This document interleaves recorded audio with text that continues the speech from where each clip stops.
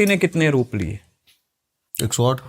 बहुत सारे रूप नहीं, पार्वती ने, देवी पार्वती ने भी कई रूप लिए। ठीक है, देवी पार्वती मछुआरों के यहाँ भी जन्मी, देवी के रूप में पूजी गई।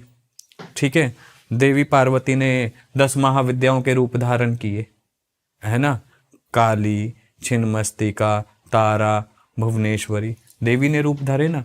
हर एक के समय हर एक लीला इन्होंने रचाई। और शक्ति ऐसी है कि जब शक्ति चलती है ना, जब शक्ति आती है तो स्वयं जो देव हैं वो भी उनकी गुणगान और आरती में लीन हो जाते हैं। शक्ति वो शक्ति है। शक्ति को सिर्फ शांत कौन कर सकता है? जो उन्हें प्रेम करना जानता हो, जो ममता में तत्व को पहचानता हो, क्योंकि वो माँ का रूप है। शक्ति जो है माँ का रूप है। इसका उदाहरण मैं बहुत अच्छा दे देता हूँ। जब देवी काली बहुत उग्र थी, ठीक है, बहुत उग्र थी और वो राक्षसों के संहार के लिए पड़ी हुई थी पीछे।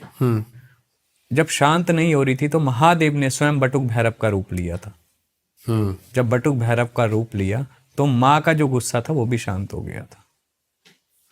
एक मनाने का तरीका होता है ना देवी को, एक जुड़ने का भाव होता है, वो आना बहुत जरूरी है। तंत्र में भी साधक 2 प्रकार के पाए जाते हैं माँ से जुड़ने वाले, शाक्त संप्रदाय में। एक साधक, एक वीर साधक।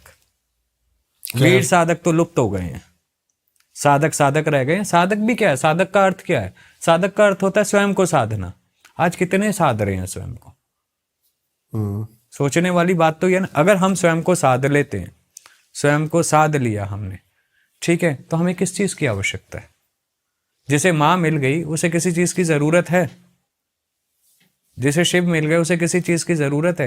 लेकिन भ्रम और सत्य के बीच में बहुत अंतर होता है। लोग भ्रम को सत्य मान के स्वीकार कर लेते हैं।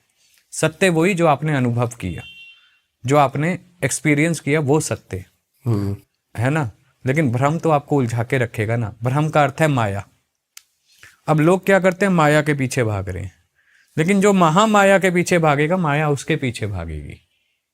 ये सत्य, ये अनुभव है।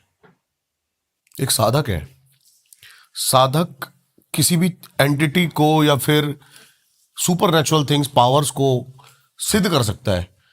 क्या एक साधक जीवन काल का जो एक चक्र है इसको तोड़ सकता है? डिपेंड करता है साधक पर कि ये पॉसिबल है। लेकिन बिल्कुल पॉसिबल है।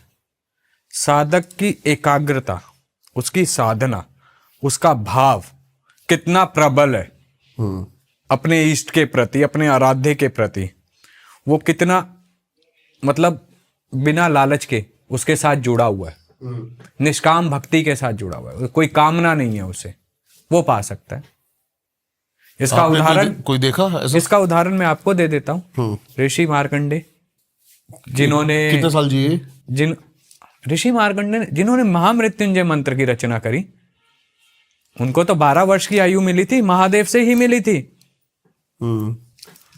ठीक है, लेकिन उन्होंने महामृत्युंजय मंत्र को रच डाला संसार के लिए। मार्कंडे पुराण रच डाली। बात को समझ रहे हो आप? उन्होंने अपनी मृत्यु पे विजय प्राप्त करी है सिर्फ अपनी भक्ति से। भक्ति करने का तरीका होता है। ठीक है, यहाँ पे साधक, मैंने कहा ना, एक वीर साधक होता है, एक साधक होता है। इसी प्रकार एक अघोरी होता है, एक अघोरा होता है। करेंगे, इसके बारे में बात करेंगे, है ना। ये 2 तरह के, हर एक चीज के ना 2 पहलू होते हैं, 2 सिक्के के। जिस प्रकार एक साधारण इंसान के लिए शिव, शक्ति, हनुमान जी, गणेश जी एक सौम्य रूप में विराजमान है, उसी प्रकार जो साधकों के लिए वही उग्र रूप में विराजमान है। ठीक है, अब लोग एक छोटी सी बात को समझना। वीरों के वीर महावीर कौन है? हनुमान जी, है ना। परम भक्त रामचंद्र महाराज जी के, अष्ट चिरंजीवियों में एक। ठीक है, अब सौम्य के लिए